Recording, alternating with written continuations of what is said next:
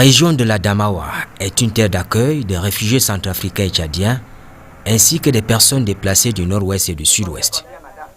Le flux des réfugiés exerce cependant des pressions sur les collectivités territoriales décentralisées telles que Menganga, Touboro ou Dir. La commune de Dir est limitée à l'est par la commune de Menganga, au nord par la commune de Yambaka, à l'ouest par la commune de Ngaoundal et à l'est, au sud par la commune de Bétaïr dans la région de l'est. Alors, c'est une commune qui a une superficie de 4300 km² pour une population de environ 64 000 habitants, où nous comptons autour de 7500 réfugiés. Mais ici, dans la commune de Dir, les réfugiés sont dans les communautés. Il n'y a pas de camp. Ils sont dans les communautés. Et les principales activités sont l'agriculture et l'élevage, le commerce et puis le transport. Les réfugiés sont intégrés puisqu'il y a déjà des mariages entre les réfugiés et puis la population haute. À Windoka, par exemple, il y a un réfugié qui a épousé deux Camerounaises. C'est déjà l'intégration. La cohabitation entre les réfugiés et la population de Menganga, d'abord, je dirais que Menganga même, c'est une ville cosmopolite. D'abord, les autochtones sont de plusieurs ethnies qui vivent dans l'harmonie. Et ceux qui sont venus d'ailleurs de Nozo, comme on le dit, on sait que ce sont nos frères camerounais qui ont eu des difficultés indépendamment de leur volonté. Nous ne pouvons que les accueillir. Et ceux qui sont venus de la RCA se sont intégrés. D'ailleurs, c'est presque les mêmes ethnies, c'est les Peuls, les Baya qui sont ici dans l'Ombéré, qui sont venus de l'autre côté. Ils sont intégrés. Et nous n'avons pas de difficultés majeures. Certes, avec les bandes armées qui sont dans l'autre pays, qui font les inscriptions de temps en temps, les enlèvements, les ceci et cela. Mais ça n'inclut pas la population. La population réfugiée qui est dans la commune de Menganga vit en harmonie avec la population de Menganga. La commune de Touboro, voyez-vous, couvre 16 610 km². Si nous revenons au cas de PNDP, la commune de Touboro, il y a d'énormes difficultés avant l'arrivée des milliers de réfugiés. Parce que nous en avons combien? Au dernier chiffre que nous tenons du HCR, nous avons 31 000. Les pressions, elles sont multiples et de plusieurs ordres. Je prends le cas des écoles. Ces réfugiés qui viennent inscrivent les enfants. Et des écoles qui, avant même d'arriver, n'avaient pas d'infrastructure. Et leur arrivée amène la pression. Les écoles qui n'avaient pas d'enseignants, il fallait recevoir ce flux. Les écoles qui n'avaient pas de point d'eau, un seul point d'eau pour peut-être 2000 à 3000 personnes. L'un des secteurs d'activité impactés, c'est bien sûr l'éducation. Les réfugiés sont bien nombreux parce qu'il y en a qui ont passé l'entrée en 6e. On a essayé de faire le recensement. Ceux qui ont la carte, ils ont une carte, on dirait, d'immatriculation, là, qu'on présente, ils sont 16. Ils sont 16. D'autres se réclament réfugiés, mais ils n'ont pas encore retrouvé les cartes, soit c'est perdu. Bon, le processus n'est pas fini. Parce qu'il était question de recenser. Ils appuient souvent, l'ACR appuie souvent cette catégorie d'élèves. Pour le moment, on a 16 élèves réfugiés. Les déplacés internes maintenant, en 2017-2018, ils étaient 135. Et puis l'année d'après, progressivement, certains rentrent au nord-ouest, sud-ouest avec l'académie là. Mais sinon, pour l'année en cours, on a déjà 67 élèves déplacés internes. 67 et ils sont dans presque toutes les classes, prioritairement en section anglophone. Mais il y a aussi quelques-uns en section francophone, les enfants des fonctionnaires francophones qui sont à Boyabamenda, qui fuient pour continuer à fréquenter de ces côtés. En guise de solution, un financement additionnel IDEA 18 de la Banque mondiale est mis en place. Il s'agit d'un mécanisme de financement destiné à adresser les problèmes nés de la pression économique et sociale exercée sur les ressources par la présence des réfugiés, lesquels problèmes affectent également les communautés d'accueil. L'objectif de ces projets, en fait, c'est un appui, une aide qui est apportée au niveau international au Cameroun pour alléger le poids des réfugiés sur le plan social, sur le plan économique, sur le plan environnemental. Et chaque commune a choisi les projets et après ces choix même sont validés par le conseil municipal, par des délibérations.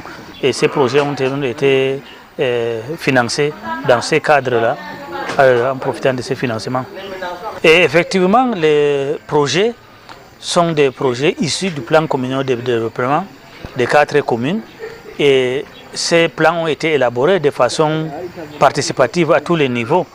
Et donc c'est à partir de ces plans communaux de développement que les projets ont été sélectionnés par les instances appropriées. Et le PNDP, lui, c'est un partenaire technique et financier. Le PNDP n'intervient pas au niveau des choix des projets. C'est les communes qui choisissent ces projets et ces projets qui ont été sollicités pour résoudre des problèmes exprimés par la population à la base lors de la planification. Dans ce mécanisme de financement de la Banque mondiale, le PNDP, instrument de développement local, accompagne les bénéficiaires par l'identification, la mise en œuvre et le suivi des micro-projets. Nous sommes en manque des établissements secondaires à Méganga. C'est une ville d'environ 100 000 habitants et qui n'a que 3 écoles secondaires. Il y a nécessité d'avoir davantage de CS à Méganga pour un peu désengorger le premier cycle. Et cet établissement, précisément, le lycée bilingue de Méganga, c'est un établissement qui est un peu submergé. Vous voyez qu'on est à plus de 10 salles de classe en déficit. Et vous constatez que l'établissement a été obligé de louer une structure privée à côté, donc une coopérative, le bâtiment d'une coopérative pour loger les élèves. Et ce n'est pas évident d'avoir les élèves, les classes dans des sites différents. Et ce n'est pas bien pour l'encadrement. Donc cette initiative est très bienvenue. Nous disons merci. Nous disons merci au PNDP. Nous disons merci à la Banque mondiale, à IDA 18. Nous tendons encore la main. Voilà, parce que non seulement il manque encore assez de classes dans cet établissement, et presque tous nos établissements ne sont pas aussi clôturés. Et c'est trop difficile d'encadrer les enfants. Avec le PNDP, c'est un partenariat gagnant-gagnant. Nous, avec le guichet réfugiés, nous avons bénéficié beaucoup de projets. Des projets puisés dans notre plan communal de développement. Et les infrastructures, les bases, les écoles. Et ici, à Dilmem, c'est les boutiques pour augmenter un peu les recettes propres de la commune, pouvoir subvenir à d'autres besoins. Donc, sur le terrain, vous allez trouver, c'est une satisfaction. Ici, il y a un comité de gestion qui est déjà mis sur pied, qui va s'occuper de l'hygiène, qui va s'occuper, disons, de tout ce qui puisse aller dans le sens où ça pourra augmenter, avoir un impact positif sur la vie de la population. C'est un projet à pérenniser. Il y a beaucoup de forages d'ailleurs. Nous avons les forages dans presque toutes les écoles. Sur la 3e phase qui arrive, nous avons 11 forages.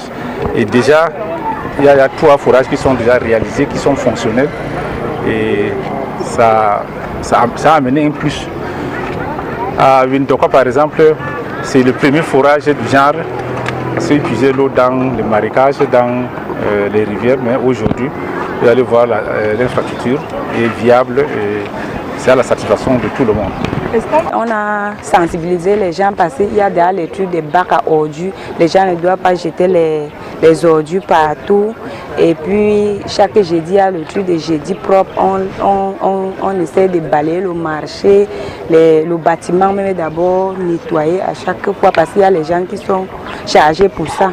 Et en matière d'attribution des boutiques, réfugiés centrafricains et vous, il n'y a pas de discrimination? Non, nous on s'entend bien, il n'y a pas de discrimination parce qu'on vit toujours en collaboration. On est d'accord que les projets éligibles au financement IDEA 18 permettent d'assurer la prestation d'un ensemble de services intégrés. Les bénéficiaires parlent de plus en plus de pérennisation du projet. Les besoins ne sont pas finis. Nous sommes en train de créer un nouveau marché parce qu'ici, c'est déjà exigu. On a un marché, on a balayé une superficie de près de 10 hectares où nous allons construire un grand marché. Donc, IDEA 18 est encore sollicité puisque toutes les écoles aussi ne sont pas encore construites. Et tous les villages, vous voyez, comme la ville de Dire, ça mérite une adduction d'eau. Parce qu'avec le forage, c'est déjà petit. Donc IDEA 18 peut aussi contribuer à faire cela. Nous souhaitons la pérennisation de ces projets IDEA 18 pour qu'ils puissent encore continuer à nous appuyer et peut-être les besoins ne vont pas finir, mais pour nous aider quand même à diminuer un peu nos besoins, nos difficultés, pour avoir encore beaucoup plus, même dans d'autres domaines, les salles de classe, certainement, les centres de santé, les routes, ainsi de suite. Donc vraiment, je dirais que peut-être c'est une manne et que nous demandons notre gouvernement et la Banque mondiale vraiment de penser, de pérenniser cette chance que nous avons eue. Et je pense que cette manne ne doit pas peut-être s'arrêter en si bon chemin. On a vu, monsieur le maire, qu'il y avait des infrastructures qui avaient vu le jour par rapport aux sanitaires, par rapport à l'eau donc. D'accord? Oui, on a vu. Voilà, je suppose que ça a participé à une amélioration de la qualité de la santé mais des pas citoyens. à la résolution. Ça a amélioré, mais les problèmes demeurent. Des problèmes qu'il y avait avant même l'arrivée. Les problèmes d'eau? Des problèmes d'eau, des problèmes d'infrastructures scolaires, d'infrastructures sanitaires, des problèmes même de route. Oui. L'OPNDP fait partie de 4 projets bénéficiant du fonds IDEA relatifs à l'assistance aux réfugiés et communes hôtes à travers une approche intégrée.